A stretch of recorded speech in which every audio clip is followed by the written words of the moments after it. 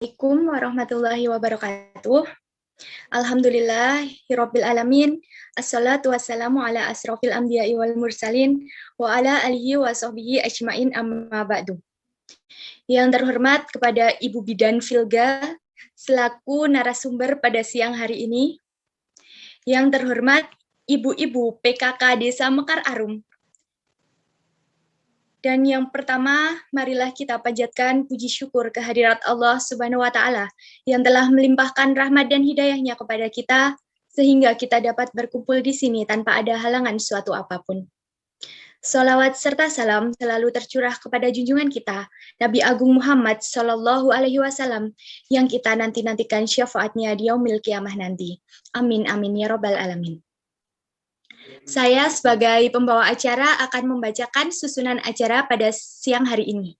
Yang pertama yaitu pembukaan, yang kedua yaitu sambutan dari Ibu Kepala Desa, dan dilanjutkan sambutan dari Ibu Ketua PKK, yang ketiga acara inti, yang keempat sesi tanya jawab, dan yang kelima yaitu penutup.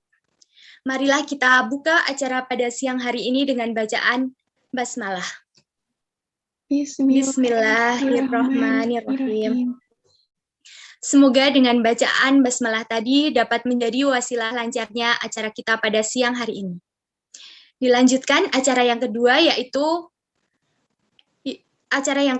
yaitu sambutan. Sambutan yang pertama dari Ibu Kepala Desa kepada Ibu Nova Diana, kami persilakan.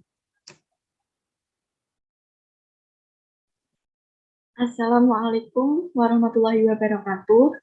Saya sebagai Ibu Kepala Desa dengan sangat antusias dengan diadakannya acara penyuluhan di desa ini, karena dengan acara ini masyarakat menjadi lebih peduli dengan kesehatan gizi anak. Gizi pada anak sangatlah penting, bahwa peranan gizi yang baik untuk anak akan memaksimalkan tumbuh kembang pada anak tersebut. Orang tua harus memperhatikan gizi yang baik untuk anaknya.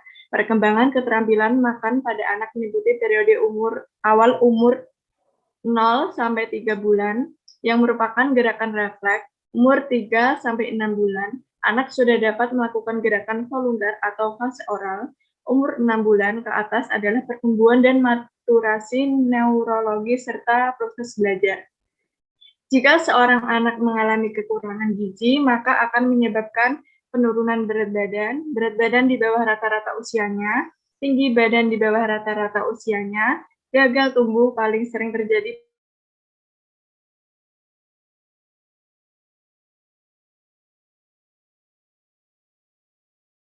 bidan, supaya anak ibu-ibu sekalian tidak mengalami masalah pada pertumbuhan. Sekian sambutan dari saya. Terima kasih. Wassalamualaikum warahmatullahi wabarakatuh. Waalaikumsalam warahmatullahi wabarakatuh. Terima kasih atas sambutannya Ibu Kepala Desa. Selanjutnya sambutan dari Ibu Utami sebagai Ketua PKK Desa Sumber Arum. Kepadanya saya persilahkan. Assalamualaikum warahmatullahi wabarakatuh. Terima kasih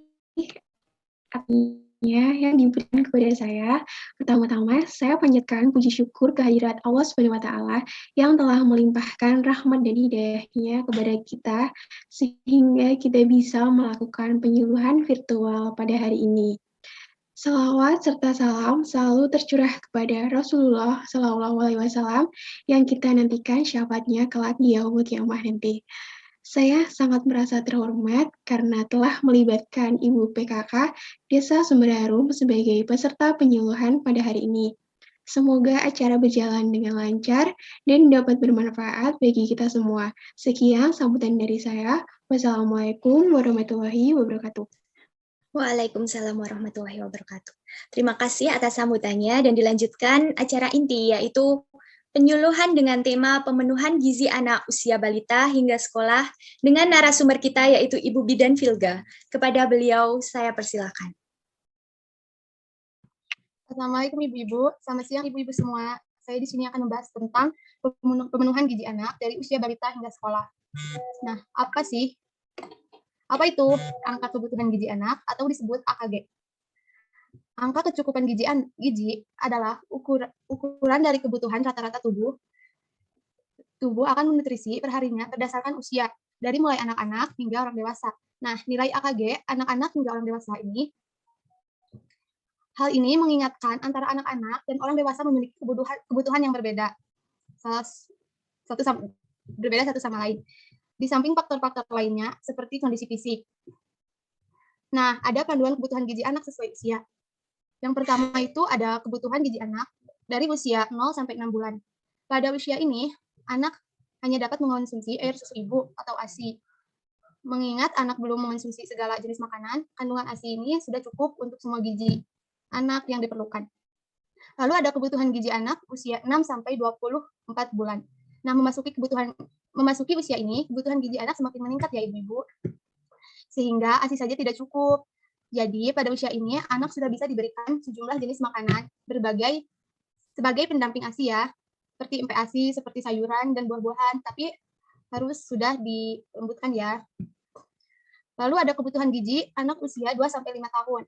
Nah, pada anak usia 2-5 tahun ini, sudah diberikan berbagai jenis makanan, termasuk jajanan, pola makan, dan jenis makanan harus benar-benar diperhatikan untuk memastikan kebutuhan nutrisi seharian sehingga AKG pada usia tetap terpenuhi. Pada usia ini pun sering terjadi gangguan pencernaan pada si kecil, sehingga penting untuk terus mengawasi pola dan jenis makanannya ya, tetapi harus tetap makanan yang sehat ya untuk jajanannya. Lalu ada kebutuhan gizi anak usia 6-9 tahun. Kebutuhan gizi anak usia 6-9 tahun ini semakin mengalami peningkatan karena merupakan usia prapubertas.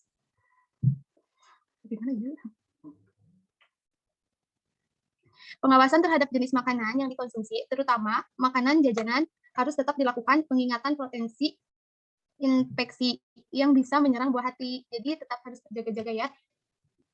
Lalu ada kebutuhan gizi anak usia 10-19 tahun. Anak usia 10-19 tahun berada dalam masa pubertas. Nah, pada periode ini, sejumlah perubahan, terutama fisik, mulai terlihat ya. Hal tersebut lantas memengaruhi pola asupan nutrisinya. Tetap jadikan AKG sebagai panduan dan konsultasikan dengan dokter gizi juga ya. Menentukan formula gizi yang tepat agar tumbuh kembang anak tetap berjalan optimal. Nah, ada beberapa sumber nutrisi utama yang harus diberikan kepada si kecil ibu agar gizinya tetap terpenuhi ya. Yang pertama itu ada karbohidrat. Nah, karbohidrat ini sangat berfungsi bagi tubuh adalah sebagai sumber energi kita ya untuk sehari-hari. Lalu ada lemak. Ada lemak untuk komponen memenuhi kebutuhan gizi, namun perlu diperhatikan juga supaya tidak terlalu banyak juga itu tidak baik. Lalu ada protein untuk menunjang perkembangan dan fungsi tubuh anak. Tidak lupa ada vitamin, salah satu kebutuhan gizi anak yang sangat vital, terutama untuk mengoptimalkan proses tumbuh kembang. Dan ada mineral, serat, tidak lupa ada air ya, komponen yang tidak boleh dilupakan. Kurangnya kadar air dalam tubuh bisa menyebabkan dehidrasi. Baik itu sedikit yang bisa. Nah, mungkin cukup sedikit ya yang bisa saya sampaikan. Saya serahkan kepada MC. Baik, Ibu. Dilanjutkan dengan sesi tanya jawab. Saya akan membatasi 3 penanya ya. Silakan. Izin bertanya, apa yang dimaksud? Baik, silakan. Izin tanya, apa yang dimaksud dan gizi buruk pada anak? Terima kasih. Baik, pertanyaan selanjutnya. Izin bertanya, apa saja ya gejala pada anak yang kurang gizi? Apakah ada yang ingin ditanyakan lagi? Masih 1 pertanyaan lagi.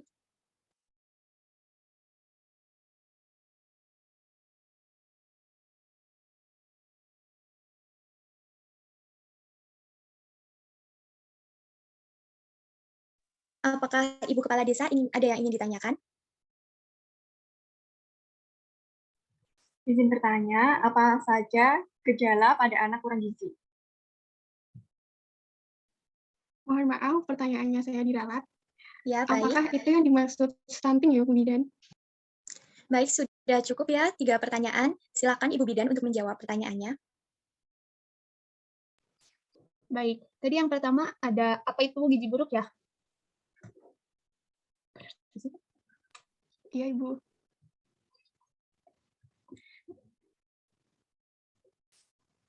Nah, malnutrisi atau gizi buruk adalah suatu kondisi yang disebabkan kekurangan gizi. Anak kurang gizi biasanya mengalami kurangnya vitamin dan mineral. terutama zat besi, vitamin C, vitamin A, dan jodium ya. Gizi buruk juga dapat terjadi dengan kelebihan berat badan. Hal ini dimungkinkan karena berat badan yang lebih diperoleh dari konsumsi kalori yang berlebihan. Jadi tidak baik ya mengonsumsi kalori yang berlebihan, tetapi tidak mendapat cukup vitamin dan mineral pada saat yang bersamaan. Contoh makanan pemicu gizi buruk yaitu gorengan dan manis. Jangan terlalu banyak makan minyak ya. Lalu penyebab anak kurang gizi. Lalu penyebab anak kurang gizi itu adalah kurang gizi pada anak bisa terjadi di usia balita atau di bawah usia 5 tahun. Nah, untuk mengetahui anak kurang gizi adalah dengan melihat berat dan tinggi badan yang kurang dari normal. Selanjutnya pertanyaan kedua itu apa ya? Stunting, Ibu. Ya, stunting itu adalah gangguan pertumbuhan kronis pada anak akibat kekurangan nutrisi dalam waktu lama. Nah, umumnya itu ditemukan pada balita usia 1-3 bulan. Dampak stunting yang terlihat yaitu tumbuh kembang anak yang tidak optimal, mudah sekali sakit, kecerdasan, dan kemampuan belajar anak terganggu. Anak stunting umumnya bertumbuh lebih pendek dibanding anak seusianya, Ibu-ibu. Seorang anak yang bertahan dengan kondisi ini cenderung memiliki kemampuan belajar yang rendah dan memiliki rentan terhadap penyakit. Penyebab stunting pada anak itu kurangnya asupan nutrisi ibu saat hamil, kurangnya asupan sehat dan ASI. Lingkungan yang kurang bersih juga mempengaruhi. Jadi tetap jaga kesehatan ya, tetap jaga kebersihan juga. Wasting pada anak adalah penyakit malnutrisi yang membuat berat badan di bawah rata-rata akibat kekurangan asupan nutrisi lengkap yang mengganggu pertumbuhannya. Kondisi ini tentu berpengaruh buruk pada perkembangan otak anak. Berkurangnya massa otot, merusak fungsi sistem kekebalan tubuh, menurunkan fungsi organ-organ vital, meningkatkan risiko infeksi, serta risiko kematian. Anak wasting ini memiliki tubuh yang sangat kurus, yang tidak sesuai dengan tinggi badannya. Dalam beberapa kasus kronis, wasting pada anak membuat postur tubuh anak terlihat sangat kecil. Tulang kentrak dari kulit, lengkar lengan atas sangat kecil, kurang dari 12,5 cm. Dan timbulnya edema atau pembengkakan beberapa bagian tubuh karena penumpukan cairan. Nah, seperti itu. Baik, terima kasih, Bu, untuk penjelasannya. Ya, sama-sama. Lalu ada yang ketiga, ya, pertanyaan ketiga. Apa gejala anak kurang gizi ya? Nah, anak kurang gizi itu cenderung kekurangan energi protein ringan, energi protein sedang, energi protein berat, kurangnya kalsium, kurangnya vitamin, seperti vitamin C, D, A, vitamin K, lalu kurangnya zat besi, kurangnya protein, dan zinc, atau kekurangan asam lemak juga. Jadi tetap harus diperhatikan ya, tetap mengonsumsi vitamin-vitamin dan makanan-makanan yang sehat. Baik, sudah dijawab semua ya pertanyaannya. Sebelum saya tutup, saya akan memberikan sertifikat kepada Ibu Bidan dan dilanjutkan dengan sesi foto bersama. Izin share screen ya. Baik. Guys, aku itunya videonya nanti digabungin ya. Ini udah, bentar. Ya, nggak apa-apa. Baik, ini penyerahan secara virtual sertifikat untuk Ibu Bidan Filgaliana sebagai pembicara dalam pemenuhan gizi anak usia balita hingga sekolah di Desa Sumber Arum. Selanjutnya, sesi foto bersama ya. Baik, terima kasih. Baik, bisa on cam dulu semua.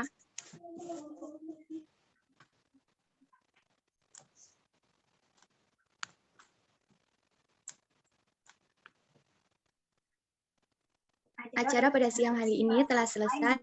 Mohon maaf apabila ada kekurangan. Terima kasih. Wassalamualaikum warahmatullahi wabarakatuh. Waalaikumsalam. Waalaikumsalam warahmatullahi wabarakatuh.